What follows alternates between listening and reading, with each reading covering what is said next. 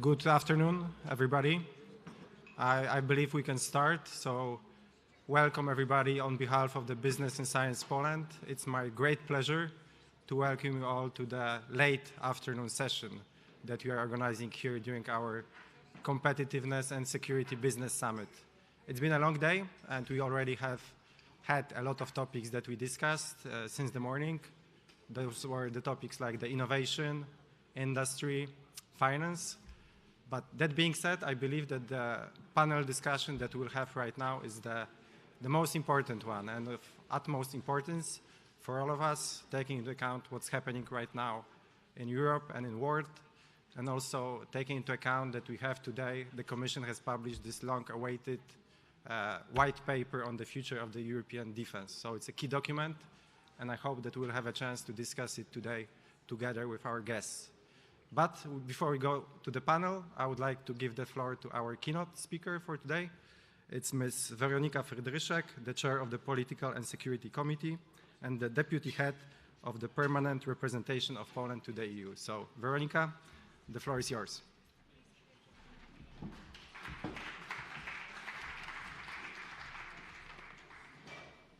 Good afternoon, ladies and gentlemen, distinguished guests.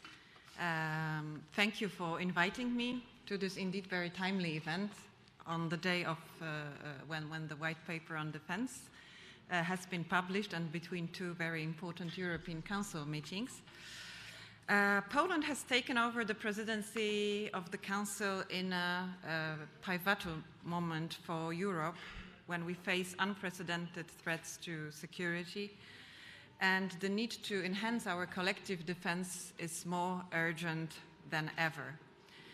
We must be prepared to act decisively as profound shifts threaten the stability and security of Europe, but also of the global order. Russia's aggression against Ukraine seeks to destroy Ukraine, but also undermine the very principles of territorial integrity, democracy and international law that are the foundation of European identity. Therefore, we must maintain unwavering support to Ukraine, both in military terms, but also financially as long as it takes. Ukraine belongs to Europe and its place is among us.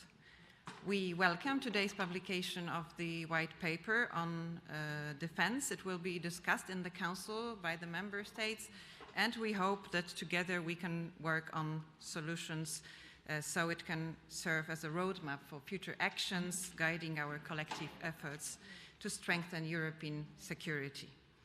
In particular, we are pleased that the white paper outlines concrete steps forward, including the release of the omnibus package by the end of June. Over-regulation remains a major challenge. Environmental restriction, transfer regulations, and complex public procurement procedures must be simplified.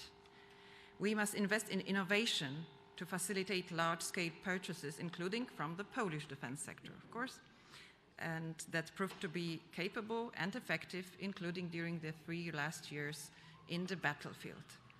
Poland is already taking decisive steps to strengthen its defense industry. Among those steps, the Polish Armaments Group, PGZ, is intensifying the development of Poland's defense sector, allocating 11 billion zloty to investments and 3 billion zloty to research and development. It is worth also emphasizing that the PGZ focuses on producing ammunition of various calibers and advanced weaponry, including Piorun air defense systems. It is also working towards self-sufficiency in 155mm artillery shell production by 2027. Today's official opening of the Polish Armament Group office in Brussels is a tangible example of the group's expansion and aspiration, and we congratulate you on this. In addition to state-owned companies, of course, we cannot forget about the private sector, which is equally important also, and it's developing and becoming increasingly competitive. We hope that continued European cooperation will further support the expansion of all Polish defense-related industrial companies on European market. In the broader context, unity among EU member states and our like-minded partners remains essential. We must speak with one voice to protect our shared interests. Europe's security landscape is at a turning point, making closer cooperation between European Union and NATO more critical than ever. The evolving nature of threats demands that these two institutions work in full alignment to strengthen European capabilities. It is crucial that we invest in our own security infrastructure and ensure that we are capable of responding to threats independently and effectively. Therefore, time has come to embrace a renewed political commitment to strengthen the EU's role as security provider while recognizing the role of the NATO as a cornerstone of Europe's collective defense. And this brings me to the crucial issue of defense spending. It is clear that we are entering an era of rearmament, and Europe must significantly increase its defense investments at both national and European level. These resources are essential to continue providing military support to Ukraine, but also address critical and urgent capability gaps and develop cutting-edge technologies in the long term. Polish presidency is intensively working to finalize swiftly an ambitious European defense industry program. And from our perspective, it is important that the EDIP incentivizes EU-wide arms production, including fostering the development of defense industries across the entire European Union, including support for SMEs and mid-cap companies, which contribute to strengthening Europe's security. In the same spirit, we welcome the Rearm Europe plan presented by the President of the European Commission, which introduces 150 billion euro instrument for procurement, but also greater flexibility within fiscal frameworks and enabling more substantial national defense investment. We must allocate these resources strategically, ensuring that the investment we make today will secure Europe's defense as fast as possible. This is not just about increasing spending. It is also about ensuring that our technological and industrial base can meet the defense needs of the member states. Strengthening the EDTIB will play a key role in this strategy, as it is a provider of technologies, equipment, and infrastructure necessary for our armed forces. In the light of current security situation, we need to find the right balance between technological autonomy and also addressing the urgent security needs. European instruments should foster the development of defense industries across the entire EU, ensuring that all countries, regardless of the current state of their defense sector, can benefit from and contribute to strengthening Europe's security. Achieving full defense readiness requires not only robust investments in capabilities, but also the ability to deploy them in an efficient way. This is why military mobility must be a fundamental in the EU's broader security strategy. It is not just a logistical issue, it is a cornerstone of Europe's strategic autonomy and operational effectiveness. Defense readiness is also about building resilience in the face of hybrid threats, whether through cyber attacks, disinformation campaigns, or disruption of critical infrastructure. These threats are designed to undermine our cohesion and determination. The EU must defend not only its borders, but also democratic institutions, economic and critical infrastructure. We are already taking steps in these directions with EU cyber defense policy and updated EU maritime security strategy. Also, we are looking forward to a Russia-specific hybrid strategy. Finally, maybe let me still point at cooperation with my like-minded partners that was already mentioned, and in order to be a credible partner, we must also be capable of taking responsible actions and fulfilling our commitments. Poland is playing its part in this burden sharing amongst allies with its 4.7% of GDP spending on defense planned for this year.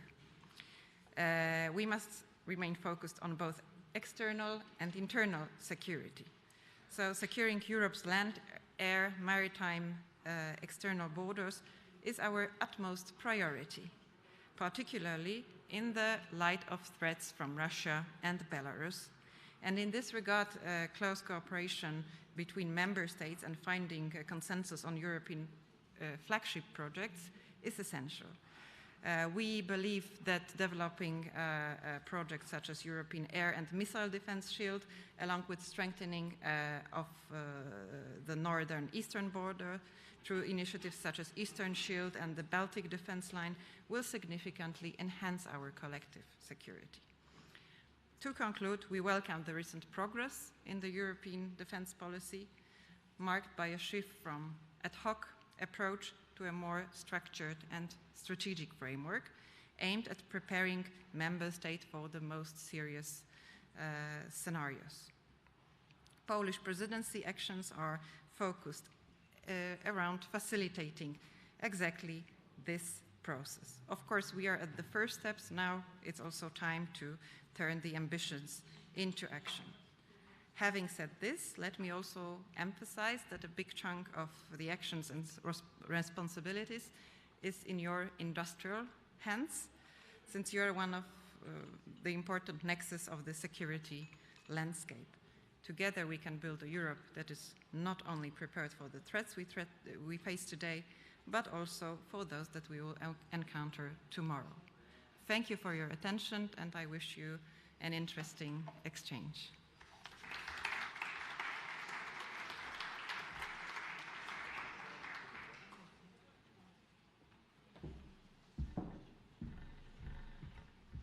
Thank you very much, Weronika, for sharing your valuable insights. It was very interesting and I think very timely in the current political context.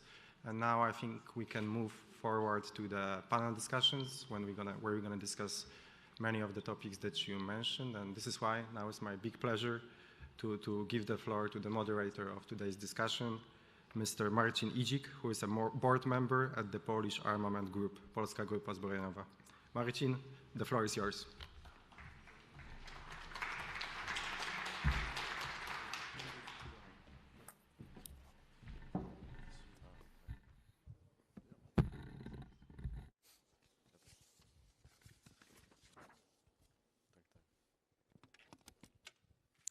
Good afternoon. Ladies and gentlemen, it's a great honor for me to be here and to be a moderator of the very important panel. I would like to say that Europe, as you know, is a critical juncture.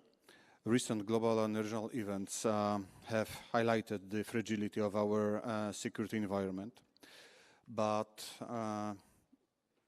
from rising geopolitical tension to threats at our border, we face a range of challenges that demand a unique and robust response. From the challenges posed by Russia to the evolving threats in the cyberspace and hybrid warfare, we are constantly reminded that our security cannot be taken for granted. Russia's invasion and unprovoked war of aggression against Ukraine has been a brutal wake-up call for all of us, and it has revealed the need for greater collaboration and investment in our collective security. Our resilience, both as individual and as the European Union, is being tested like never before. Before we proceed our panel, I would like to extend my warm welcome to estimated panelists and guests who has joined us today. Ms. Kamila Gasiuk-Pihowicz, Member of Parliament and Vice Chair of the Internal Market and Consumer Protection. Before winning the seat in Brussels, Mrs. Gasiuk-Pihowicz was a member of Polish Parliament for 9 years. previously working in the office of Polish Commissioner for Human Rights, lawyer and economist. Warmly welcome.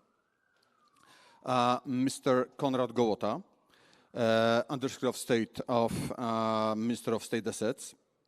To be honest, I turn online that Mr. Gołota is owner of PGZ, so you know that I'm a Mr. Gołota, Mr. Minister, previously working in Brussels for several years, that he was responsible for analyzing public policies for the Central and Eastern Europe. And later he was the head of the political cabinet in Polish Deputy Prime Minister, when he was responsible for international cooperation and digital diplomacy. Mr. Michał Szczerba, member of European Parliament, member of Committee on Security and Defense, and the Committee on Foreign Affairs. Previously member of Polish Parliament since 2007. Mr. Vassilis Theodosopoulos, senior manager in the Defense and Security team of the Aerospace Security and Defense Industries Association of Europe, former analysis in the European Union Institute for Security Studies, and researcher at NATO. And last but not least, Mr. Tomasz Smura, member of board and director of the International Security and Defense Program in the Casimir Pulaski Foundation, a political scientist specializing in military technologies, defense industry, and regional security. Warmly welcome. It's a great honor to be a part of such important panel. First question will be dedicated to Mr. Minister, to Mr. Konrad Gołota. And because we are living in very important times, I would like to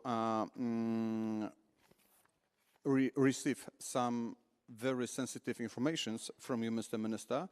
And the question is, increased military spending and enhanced cooperation among EU member states aim to address evolving threats, particularly in light of geopolitical tension. What role does Poland see for itself in enhancing the European collective defense capabilities? Wow, $1 million question. First of all, thank you for all of those of you who have stayed with us in the late afternoon. It's an honor that you are with us. It's a difficult question because there's to discuss the Polish role, we have to discuss the European role. And I remember the endless discussions about the European strategic sovereignty, about European army, about our deterrence strategy, but it was mainly slogans. Because in the end of the day, if you would like to have the strategic autonomy and move our troops from one place in Europe to another, we have to rely on American planes. And it's been until now for many, many years. And I think that we are kind of waking up from this nap.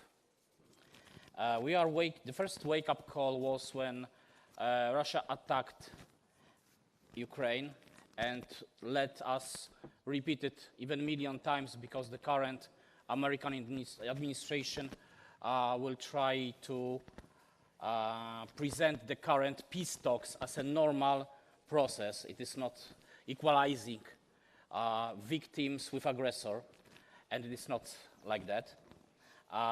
And also they are undermining now the things we believed will be eternal. And in a way, it's a good wake-up call for Europe.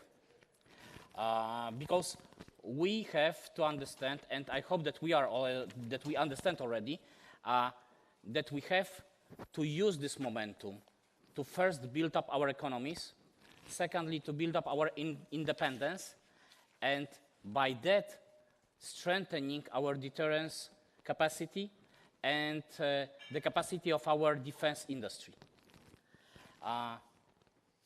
What does it really mean?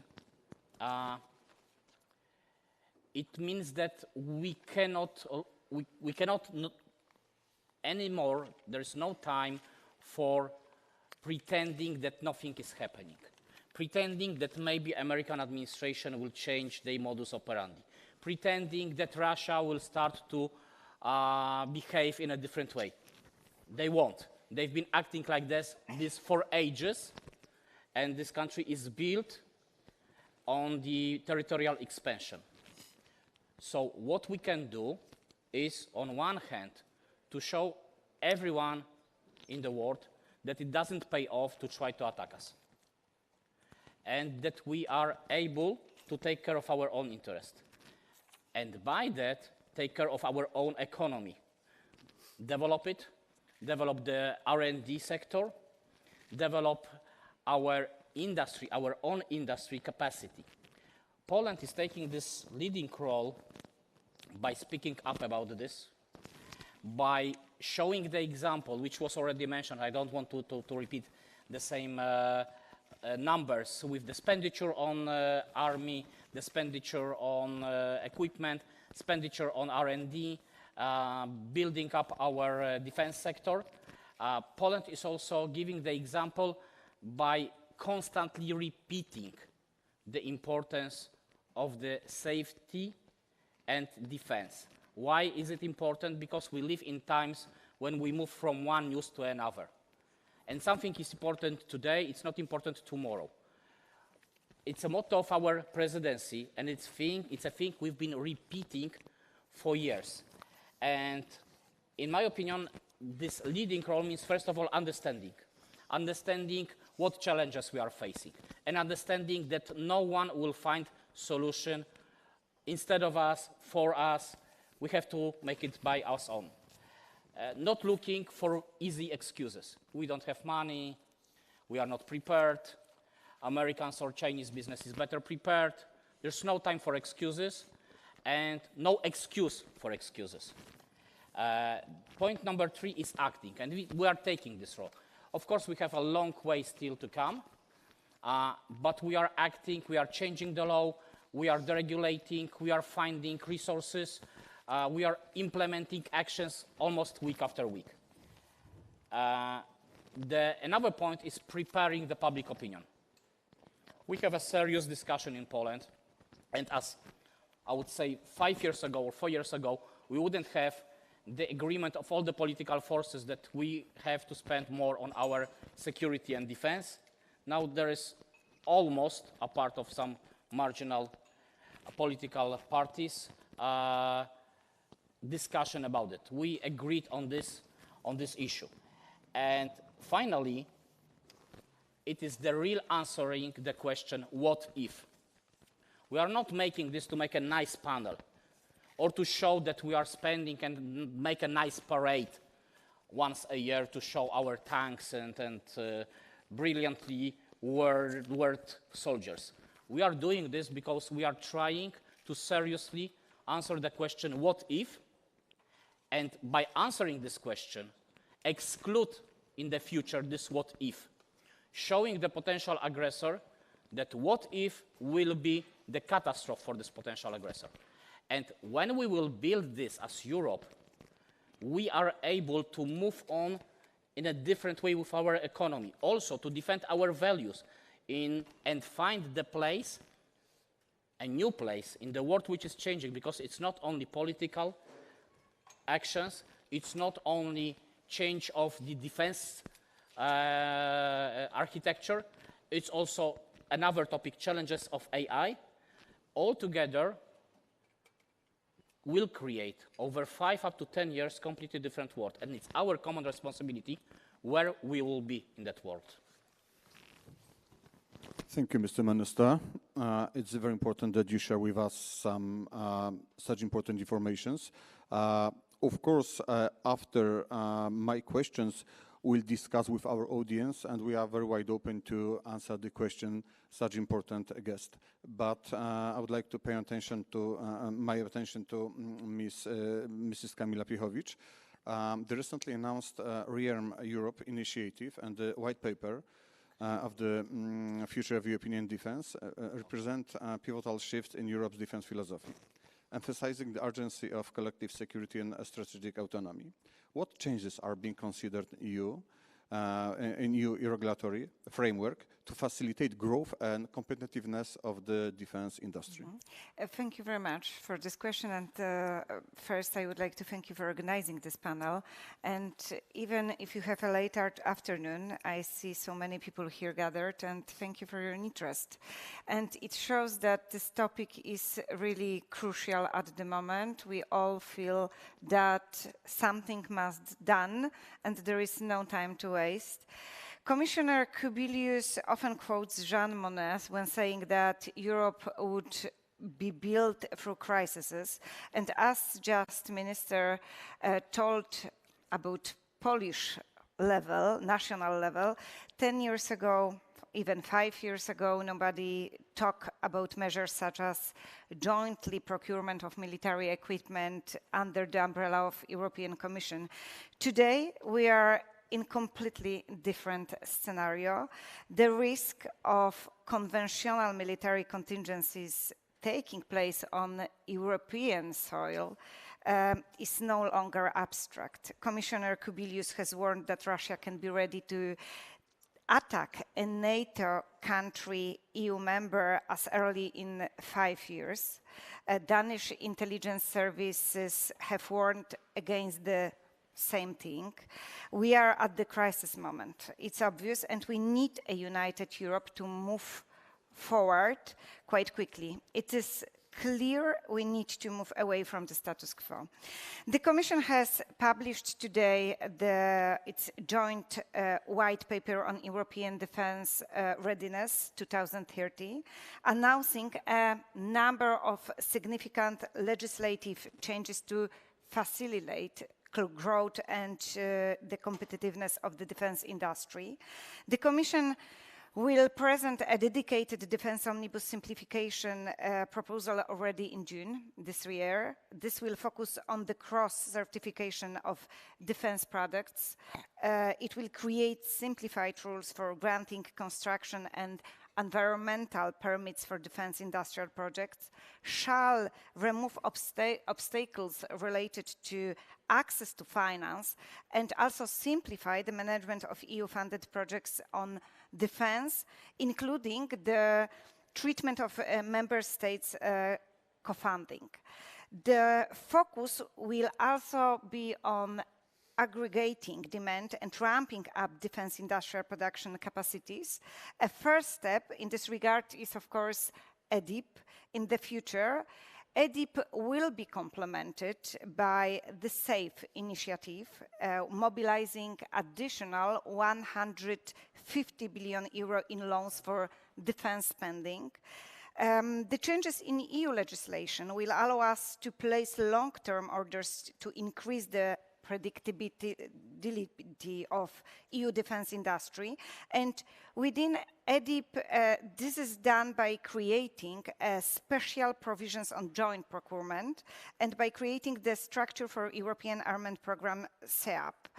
And the Commission has confirmed today also a very important thing for Poland, that the Eastern Border Shield will be one of its key priorities, and it is a great success of Polish delegation. Poland is a leading nation in this project and will play a crucial role in its construction. Time is not on our side, and this is why Parliament decided just last week in Strasbourg to work on EDIP by means of urgency procedure. And my goal as IMCO rapporteur on EDIP is to negotiate a strong EDIP that allows us to make use of all resources which we have at the moment in Europe, focusing on rearming and preparing our defense forces for the worst case scenario. It is extremely important that the funds mobilized in this effort do not only go to the established and strong players which we have in Europe. 1/5 of ASAP went straight to Rheinmetall, for example. EDIP, it is definitely, must be more inclusive. We need to make sure that EDIP is flexible enough to allow players from Poland, from Baltics or other Eastern member states to access the European financing. European solidarity must go beyond words. If we fail to do this, we will only feed the right-wing narrative that Brussels only cares about the interest of older member states. So I placed 130 amendments. Some of them I hope so will be supported also in SEDE, in ITRE committee. I focus mostly on three the most important criteria for me. To make eligibility criteria more flexible, actually design authority not allowing to be established in this document, and increasing the budget by tenfold. Beyond the changes, the joint white paper published today has also announced a surge in defense spending. The Commission agreed that defense spending will not be included in calculating national deficit rates. And this is a historic change in our legislative framework, allowing national governments to boost national defense spending on top of the money which we have at the moment in SAFE or in EDIP. And this is obvious for everybody that rearming Europe means mostly focusing of national budgets spendings. This measure has already echoed in Europe. Germany, for example, made a historic announcement yesterday, voting by 2/3 majority in the Bundestag to exempt spending on defense from national strict debt rules. This measure will produce, obviously, a considerable impact on the growth and competitiveness of the European defense industry. To sum up, Europe is indeed at a crossroad moment. Time is not on our side and we need to move fast. Brussels got the sense of urgency, and we feel this in the air about the war on our borders, and has finally understood that the best deterrent is a preparedness, simple. Our regulatory framework will change and create the space for common procurement, joint defense actions, and more cooperation on defense matters, from research and development all the way to joint operation of certain systems.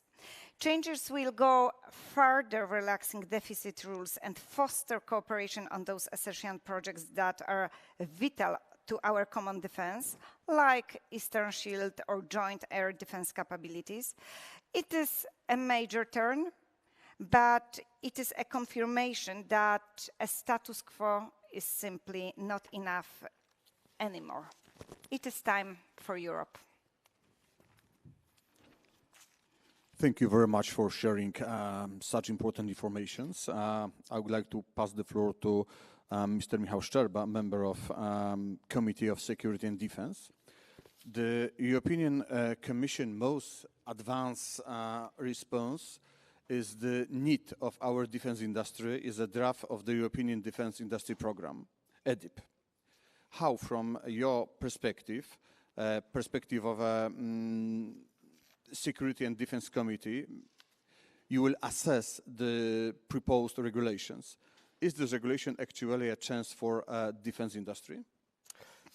Good afternoon to everybody, and thank you, Marcin, for inviting me to this panel discussion on defense. And I'm really happy to have in my hand joint white paper for European Defense Readiness 2030.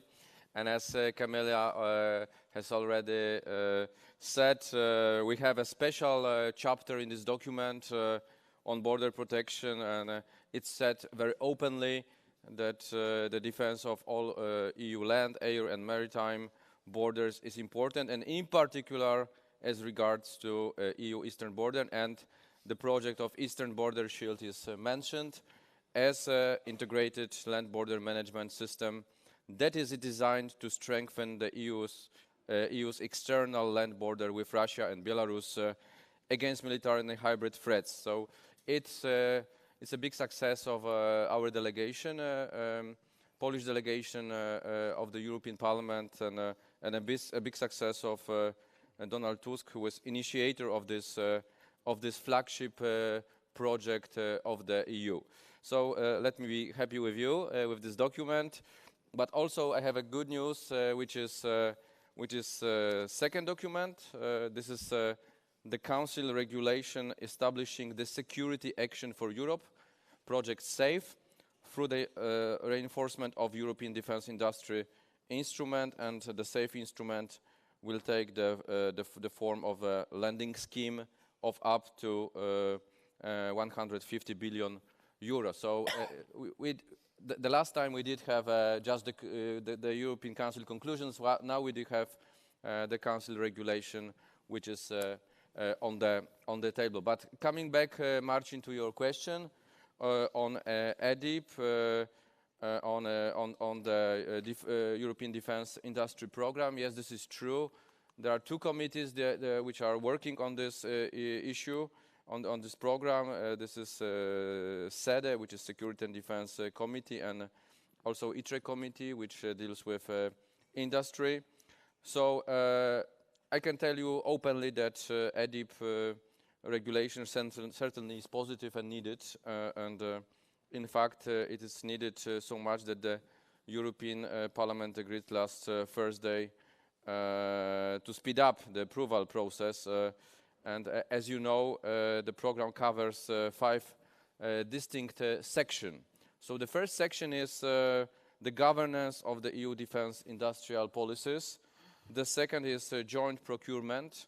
The third is support for the industrial production and ramp up.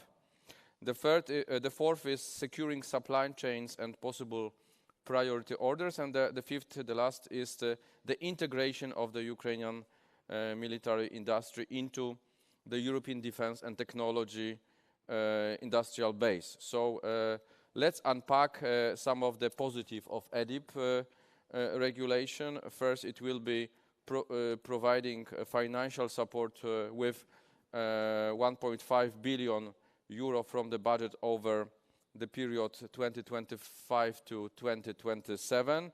It may also be possible to use windfall profits from frozen Russian assets to support Ukraine. We would like really this money to work for Ukraine, for the defense, and for rebuilding this country.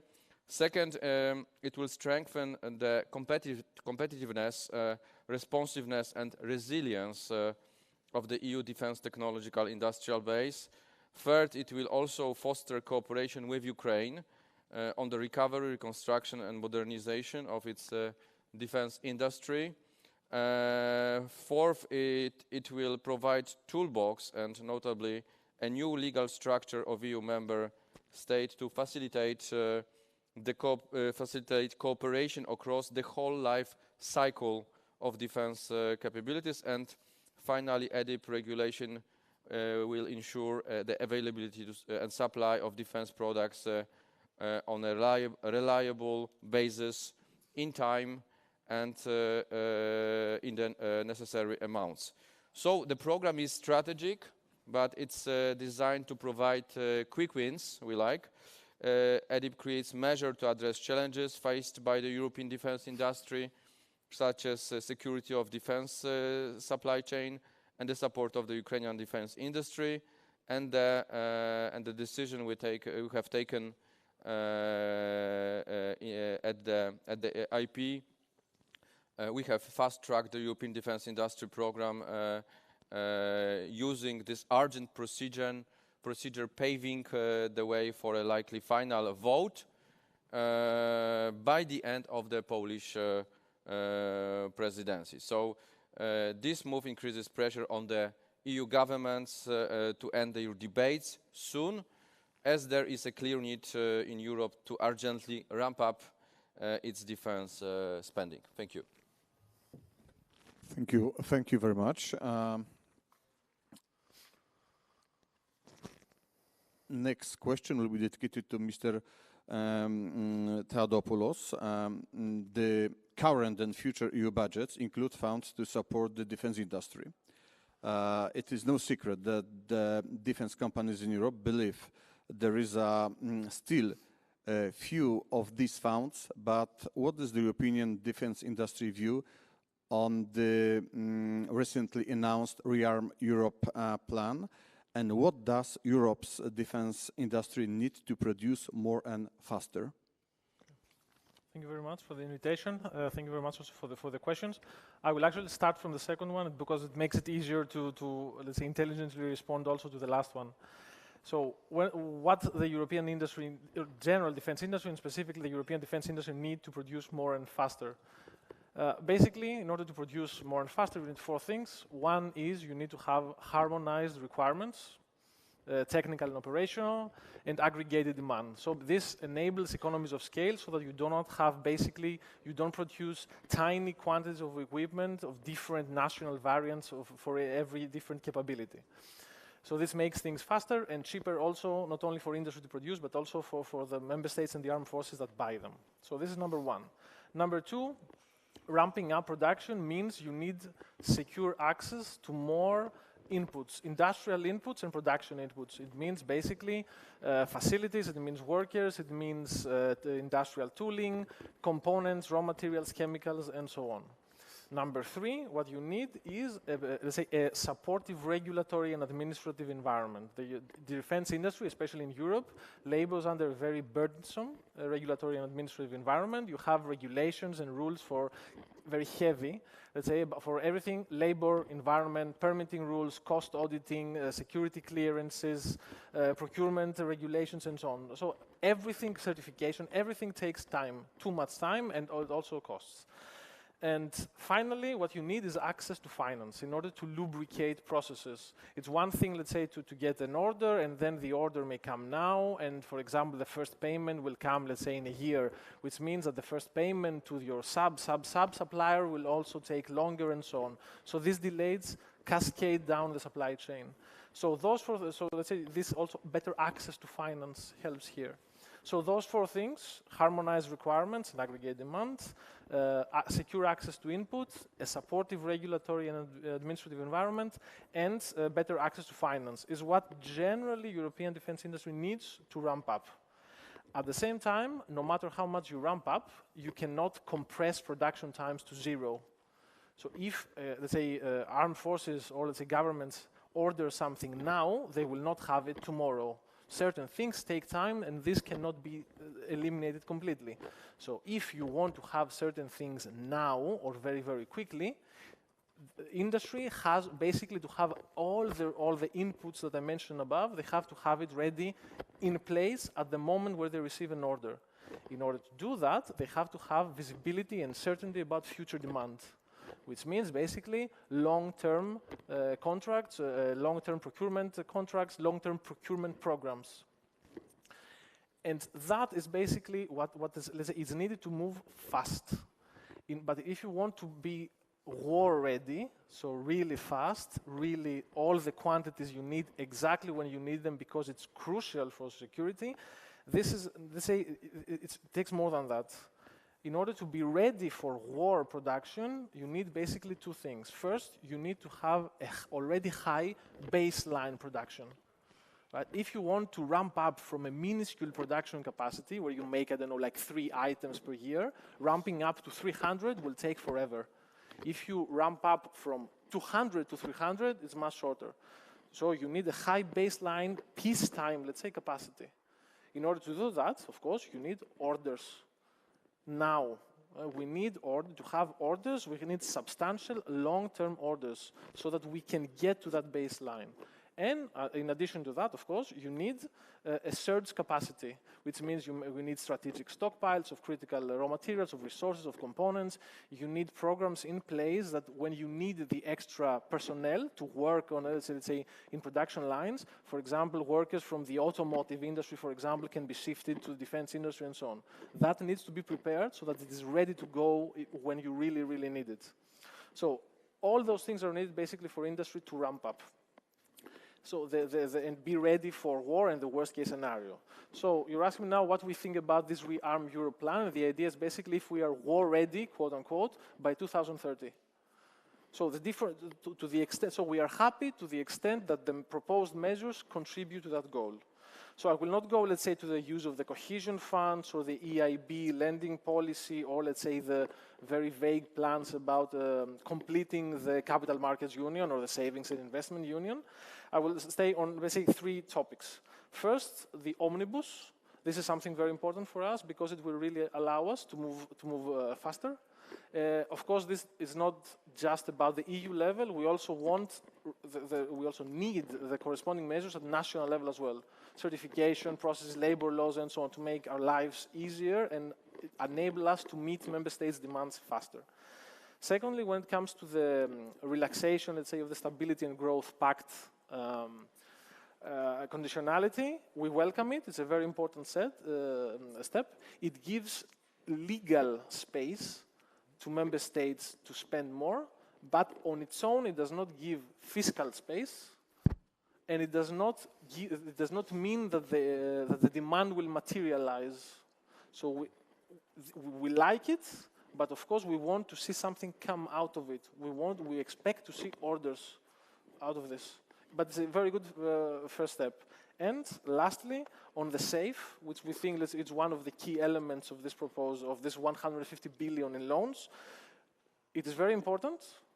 But if I remember correctly, now the title of this is Readiness for 2030 through strengthening the European defense industry.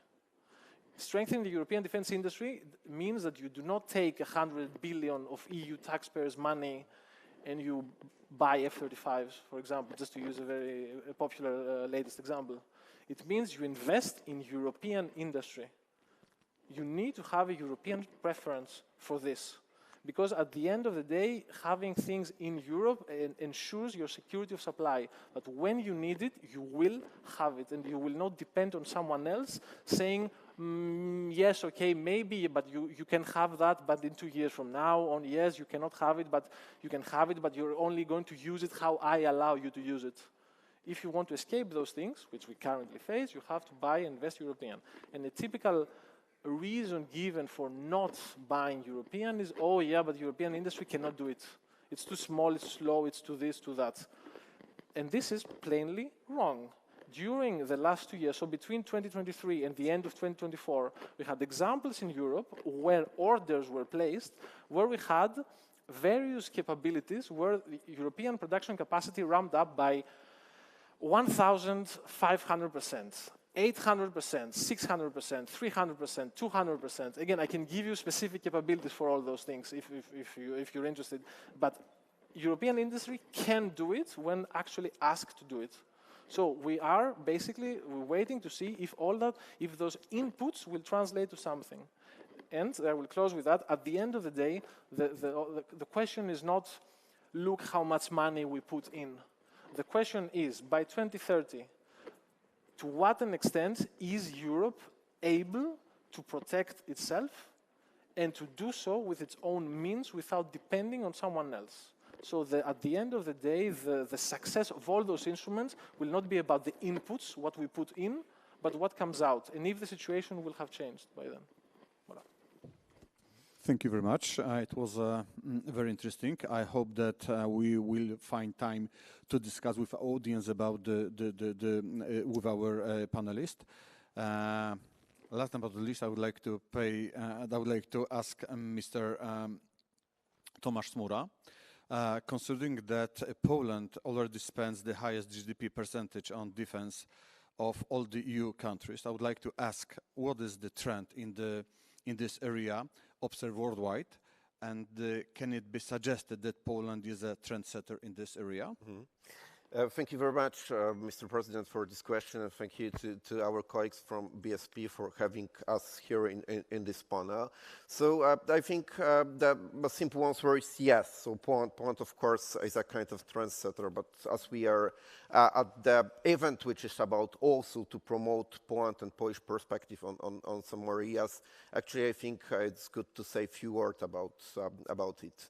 So actually, I would let me start by saying saying that, you know, I agree with Minister Gołota that for many Western EU, NATO countries, February 2022 was kind of the wake-up call. But it's not the case when it comes to such countries like Poland, Baltic states, or Romania, which have never had illusion about true nature of the Vladimir Putin regime. So from our perspective, the Russian invasion of Ukraine was its continuation of long-standing strategy aimed at recreating the 19th century style balance of power systems in Europe with the buffer zone, sphere of influence, and so on. And actually, the Russian invasion is also continuation of such actions like Russian invasion of Georgia, 2008, illegal annexation of Crimea, 2014, or huge armed forces modernization program, GPW 2022, which was worth about $600 billion and was focused mainly on offensive capabilities like Iskander missiles, fighters, Su-35, Su-57. So there are capabilities which are basically not to defend its own territory, but they are about offensive intentions. So actually, against this background, Poland introduced in 2016, the beginning of 2010s, the so-called Komorowski Doctrine. It was from the surname of our president, which reversed the policy adopted after Poland joined to NATO, with the focus on so-called out-of-area capabilities like long-range transportation, lighter infantry fighting vehicles, and so on and so forth, which were useful in such operations like Afghanistan and Iraq, but not in the case of you know, your own territory defense. Actually, this concept was reflected in many important documents like Armed Forces Modernization Plan 2013 to 2022, worth more than 20 billion, which identify 14 priority areas, among others, air defense, armored and mechanized forces, including modernization of our Leopard R4 fleet, or new infantry fighting vehicle, artillery, or coastal defense with new capabilities for our navies. Also, in 2016, there was presented the results of our strategic defense review was presented. So it was just after illegal annexation of Crimea and Russian operation in Donbass. So in this document, Poland emphasized that you know, the threat coming from Russia was underestimated before, and actually right now Poland needs to focus on its own defense and deterrence systems, and also it needs to increase the defense spending. That time, you know, our goal was to have 2.5% of GDP by 2030. Actually, having some additional monies and priorities for defense, we launched several very important military modernization programs. But because of some shortages in the budget, we needed to split it into phases. So it was the case when it comes to air defense. So Poland decided to procure medium-range air and missile defense systems. In that time, it was 2 batteries of Patriot PDB-8, the newest version of those systems with very modern interceptors.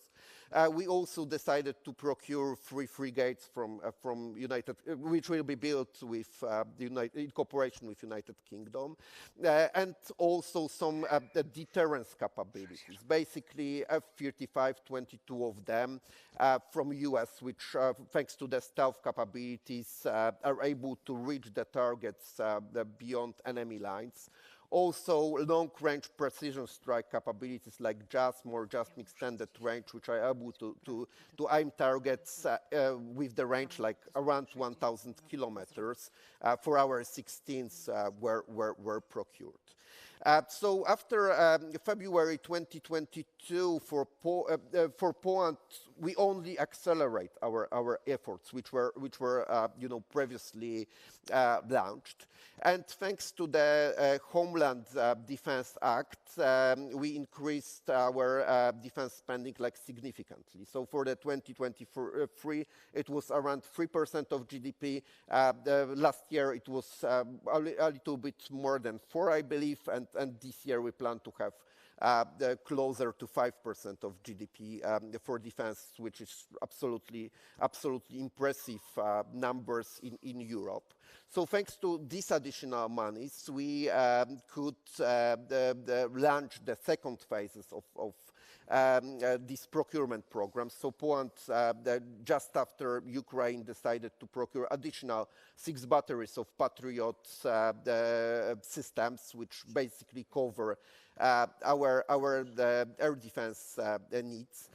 Poland decided to procure 250 M1A2 Abrams MBT mine battle tanks from United States, additional 116 M1A1 older generation tanks, also American ones, 180 Korean mine battle tanks, plus some MLRS, around 400 of them, Howitzer K9 from South Korea, around 400 of them, but it's a little bit more controversial, as in Poland we produce state-of-the-art Howitzers as well.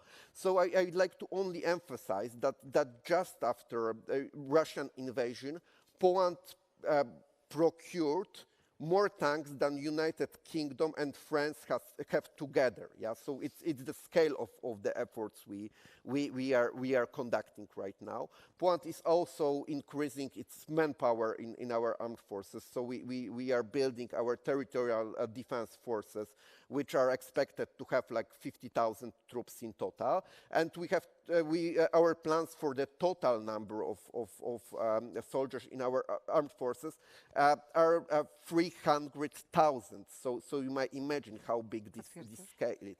Of course, I'm about to finish. So of course, there are some controversies, and there is some criticism that Polish plan might be unrealistic. It's a huge burden for our budget, for our society, and probably there will be some issues with implementing many of those projects. But nevertheless, if we even implement half of these plans, it could really change the balance of power on the NATO eastern flanks. So I'd like only to say that Poland is doing very important things right now, and yeah. And we are doing our job well. Thank you. Thank you very much. Because I know that there is a lot of people who would like to ask our estimated panelists, I have my question, and it's dedicated to Mr. Minister Gołota. And at the Munich Security Conference, the Trump officials hurled a series of unwarranted bombs at their European counterparts. In view of the potential shift of American interest away from Europe, does Poland plan to integrate more with European initiatives intended to strengthen European ideas base? Well, of course, but I will try to answer this question very shortly. It's our presidency with Security Europe slogan. It's the example we are giving when it comes to security issues. It's our common battalions with Lithuania, and it's also efforts and things we put. Kamila mentioned this in discussion about the synergy of European defense industry. Because the very important question is what we want to build. Do we want to build the defense industry in Europe or European defense industry? So far, we have defense industry in Europe. German companies are doing their business and competing with French companies and with Italians, and everyone is Polish, and everyone is competing with each other. We have to build synergy. We have to build the common European system when we also integrate smaller producers, smaller countries. So French, Italian, German companies, Polish companies have to work, Swedish companies, they have to work together. They need to have suppliers or cooperators from Belgium, from Lithuania, from Estonia, from Romania. We have to build one system. If we don't build, we'll pump up billions of euros in the system, and we'll change nothing when it comes to supply chain, to production chain, to our efficiency. And I would maybe reverse your question. I would like to ask the audience, how many of you had at least a basic military training? Okay, few people. I didn't have, but I see some. How basic? How basic? How many of you every morning think that we should feel the potential threat from Russia? A bit more, okay. Do we take disinformation actions in Russia, or Russia is trying to destabilize our societies? In my opinion, it's the second one. If you don't disagree, please raise your hand. We sit here and we discuss. In the same time, children in Russian schools and kindergartens are having military parades, they're playing in fighting the mortal existential enemy, which is NATO, and so on and so forth. Who do you think could possibly be the aggressor? We will attack Russia, or maybe they will try to attack us. The issue is that we don't want to be attacked. We want to keep our values. We want to keep our style of living. But for that, we have to be independent. For that, we have to not depend on Uncle Sam or someone else. We have to build this synergy and this defense capacity, which is showing that Europe is the continent in which we decide about ourselves. And European Union is the place when we decide about ourselves. It's the whole story. It's not the obsession that we need to have huge armies, that we have to spend billions of euros on the equipment. It's just to show those who want to destabilize our world that we don't want it and we will not allow it. The question is, do we have energy to do so? Do we have ambition to do so? Do we want in certain areas to lead the rest of the world or to follow the rest of the world? In the end, those are very simple questions, and I think that we are finding, finally, the common answers for that. If yes, and it will be followed by actions, we will succeed.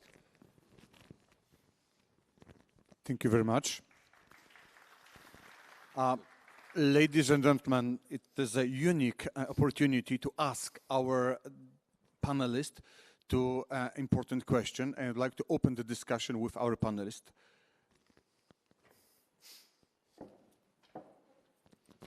Thank you very much. Good afternoon, everyone. My name is Pauline Massard. I'm a partner at Forward Global. We're a risk management consultancy. Thank you all very much for this fascinating discussion. I know we've really focused on what's happening inside at the moment, but you all saw that soon-to-be German Chancellor Merz yesterday evoked the possibility of a cooperation in defense with the UK and Norway. And so I'd really like your views on, is this a good thing or not? Will this support a stronger and secure Europe, or will it add complexity to an already complicated situation inside the EU? And if it does happen, what shape should it, in your mind, take? Thank you. If you allow me, I would like to answer this question because in the Security and Defense Committee, I'm in charge of the report on the EU security and defense partnerships. So when you look at our resolution, which was adopted last Thursday, it's also about partnerships. So I can tell you openly that on the white paper Norway was working on. So all of this was consulted. The Commission received the answers from our Norwegian ally. I really hoped that during the Polish presidency we will be able to sign some new agreements with the UK. UK is becoming more and more important partner. It's 5 years after the Brexit, and we really want to cooperate. So in our resolution, we mentioned, of course, the US, the UK, Norway, but also Japan, South Korea, New Zealand, Australia, and others, because we need partnerships. We need partnerships among like-minded partners. And I'm also a very fan of allowing to cooperate not only within the EU, but also with our partners on defense industry and co-financing our common projects. Thank you. I'm just add one information as we have just finished the work on the opinion in IMCO committee. We are at the moment trying to agree on amendments, but some of the amendments focus on cooperation with Norway, with United Kingdom, and even Canada. So all those like-minded partners are at the moment on table. So definitely there is this attitude that we have to create, the field for cooperation with like-minded partners, even from the transatlantic.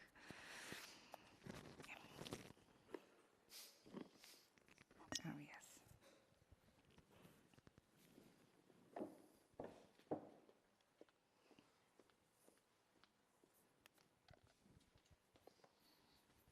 Hello, my name is Tomasz Jérémy Hayden-Lefebvre. I'm the managing editor of Complete Access, a transport publication.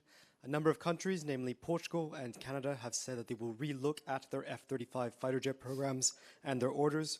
Does the panel believe that European countries should do the same and increase orders of European and friendly country purchases rather than American purchases? Sorry, again, but I told you that I'm in the Security and Defense Committee, but I'm also at Foreign Affairs Committee, and I was appointed a special a standing reporter on the US, which is a challenging job. You can believe me. I have spent a week in Washington D.C. and it was a traumatic experience, and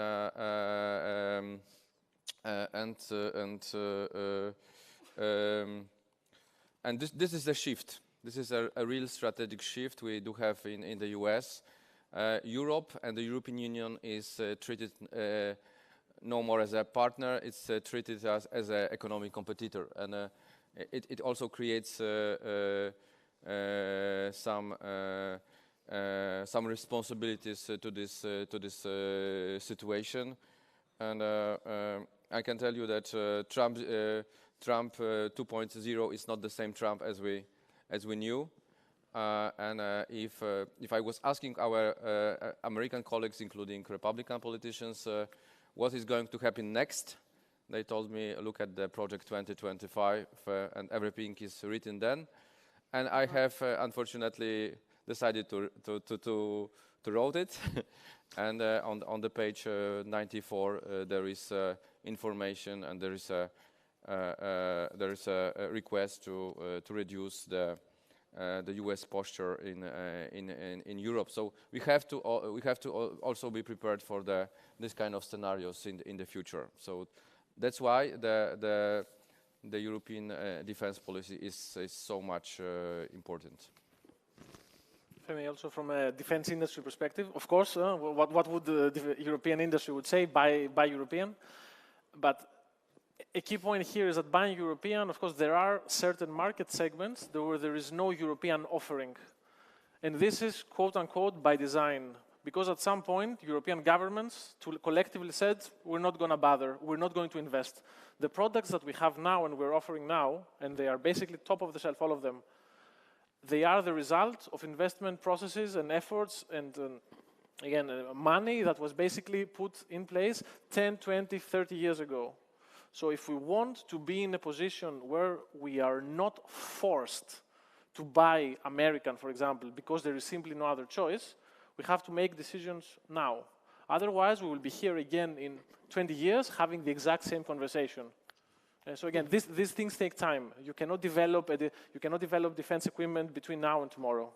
So we need, again, if this cycle has to break, as long as you don't invest, there is no European product, you take your procurement money, you fund European competitors. Of course, then the European competitor has a broader customer base, lower unit costs, and so on. So you find yourself basically out of options. There is nothing European, or it costs more, so I buy more non-European, and so on.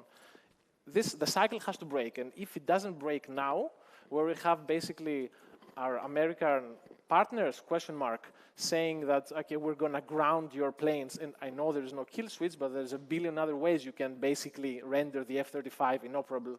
Or, for example, where they sabotage the sales of European products globally, which we saw, for example, a couple of weeks ago. Again, the cycle has to break now. So, yeah, we need to buy European more. It will not happen from one day to another. We need to be pragmatic, but it has to happen.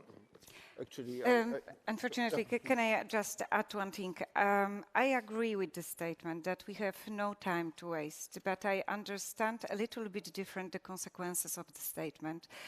If we have the Secret Service report stated that a full invasion for another NATO country could be happened in 5 years' time, in my opinion, this means that we really have to use all companies, all industry, defense industry, which we have in Europe, in order, at the moment, in order to rearm, to prepare for this attack.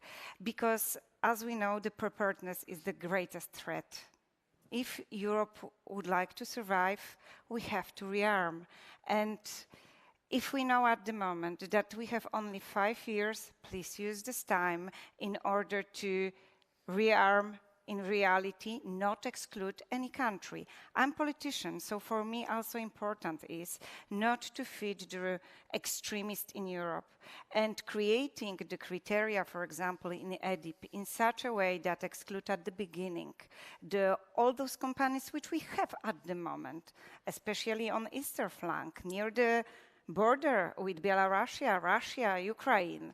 So the most exposed on the threat from the Russia. And we exclude companies which we have at the moment with long-term contracts, unfortunately with United States, South Korea or others, third non-European countries. It could create a threat that we fit extremists by creating the situation that, you know, one time more the big companies from old European countries will one time more win in all those funds which we have at the moment on the table, like EDIP, and as it was, unfortunately, with EDIRPA. So please use this time wisely in order to prepare for the worst case scenario, because it is the most important responsibility as a politician to secure the citizens. So that's just my intervention. Thank you. So one last sentence. So I completely agree with my colleagues. It's not that we, for example, don't like this buy European approach, but sometimes there is nothing to buy. And actually, you know, in Europe, when it comes to our armament industry, we lost like basic capacities when it comes to production. So in Europe, we no longer produce even like mine battle tanks. Only Germany are able to produce them, and their capacity, there are like 30 of them, while for Russian, including the modernization of older version, is around 1,000. So, you know, in case of Poland, when we needed to fulfill, you know, the gaps after 300 tanks we sent to Ukraine, you know, it would take for us like 20 years to fill this gap if we decided to buy the tanks in Europe instead of United States of Korea. So we need to be like really serious about increasing our capacity in Europe if we really would like to go into this by European approach. Thank you very much. Unfortunately, time is running out, and we just can't. We need to finish our panelists. We need to finish our panel. I would like to. Panelists too. I would like to. I would like to say that I would like to say that it was a very fruitful discussion. I know that we didn't fulfill all our aims just to discuss today, but the high level of your points of view was very important for me. I would like to thank you very much for your personal engagement, because it was for me honor to participate. And I would like to thank you once again very much for your presence here. And I hope that we can organize during our office in Brussels next time with such important panelists. Thank you very much. And thank you to the audience. Yeah, thank you very much.